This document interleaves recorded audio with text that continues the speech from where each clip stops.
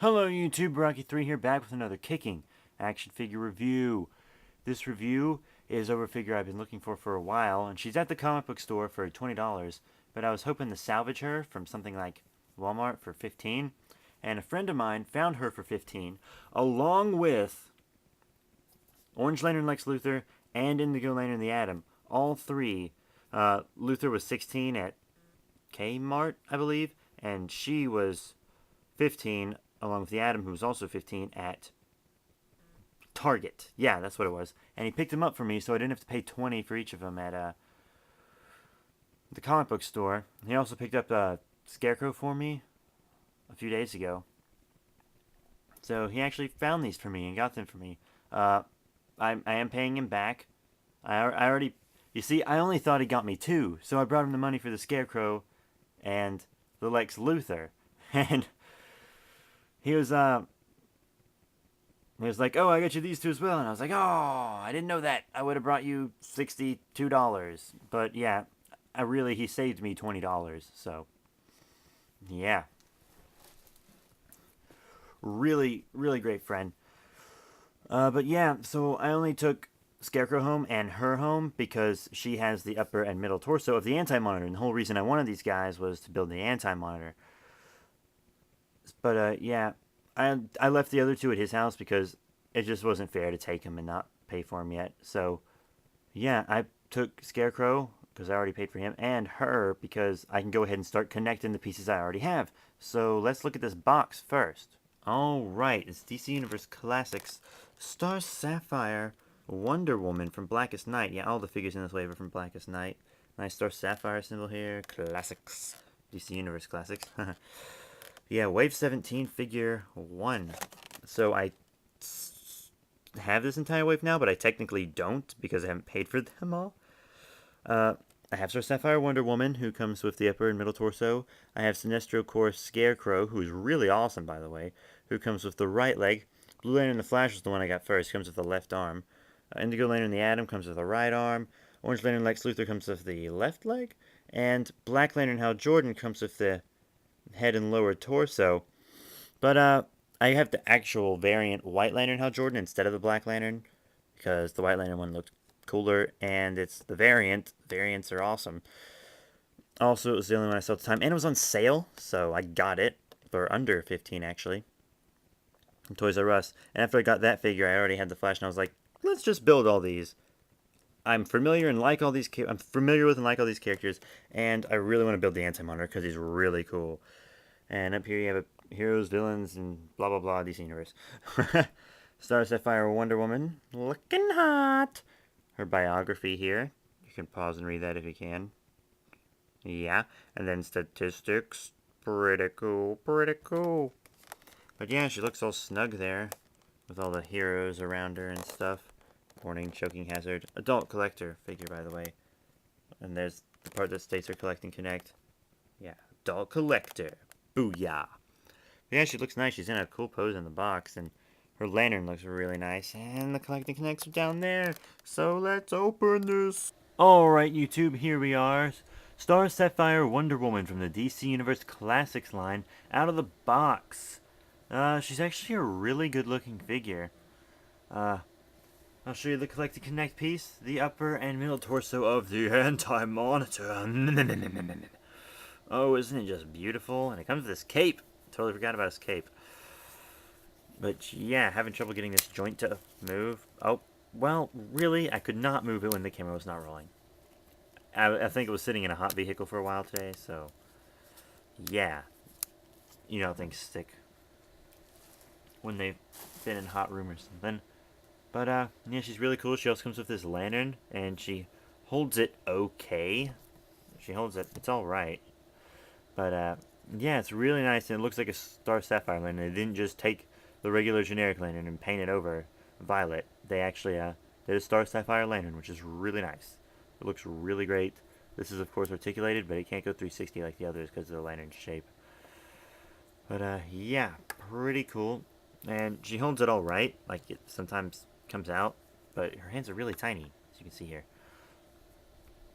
How about we get to some detail. This girl, I think she has the same hair sculpt as the other DC Classics Wonder Woman, the regular Wonder Woman. The hair sculpt seems exactly the same to me. I don't know. I don't have her. I've just seen her and stuff, but yeah, it looks the same to me. Her face looks really great. Her eyes are painted really well. Her crown that kind of came around her face and stuff looks really, really great, actually. I really love it. And then her testicles here. The violet looks really nice and actually shines. All of the violet shines, which really impressed me because lots of DC Universe Classics lanterns don't really shine like that, and she shines. Her gold shines and her violet shines. I'm really impressed by that. You can kind of see the W on her boob crack there, and the star on her crotch. I'm sorry that this review might sound vulgar, but really that's just where these things are located. See, there's a big gold band across her buttocks. Her lasso is actually really nice. It's well sculpted, well painted, and attached really well. These like V's on her legs and her boots and her like high heels. Yeah, she looks really great. And then there's her ring, which is like this much darker violet than the rest of her. And the symbol's actually stamped in there. It's kind of hard to see, like even in person, because her hands are so tiny, so therefore her ring's tiny. But it's there, and she has her gauntlet things. Really great. Like some bullets of those. But yeah, the paint job and detail are really nice. You'll notice that I keep standing her like this with her legs like that. That's because she can't like just stand straight up. As you see, bringing it down, her leg is kind of like warped, so I got to give her a hot water bath. DC Universe Classics seems to have a problem with packaging female characters because legs are always freaking warped for female characters. So I don't know what the dealios is, but yeah, how about we do some articulation for this girl? Alright, her head can't really go 360 because of these this collar here.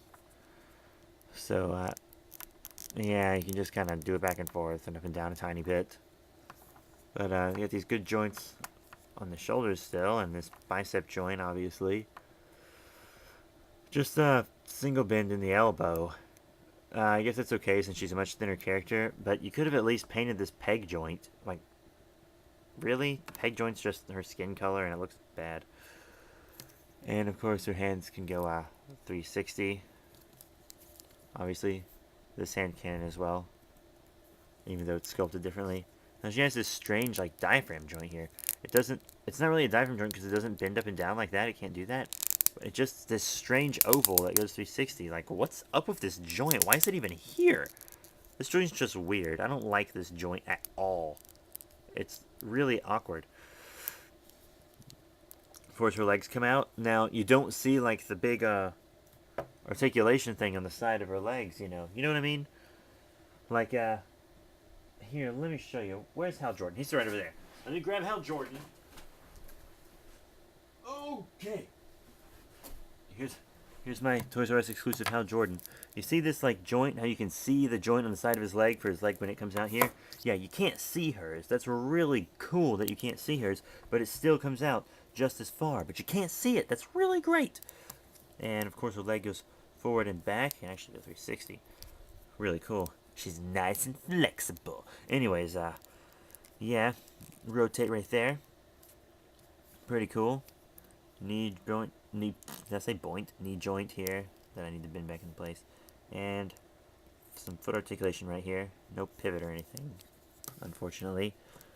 But, yeah, she's really, really cool.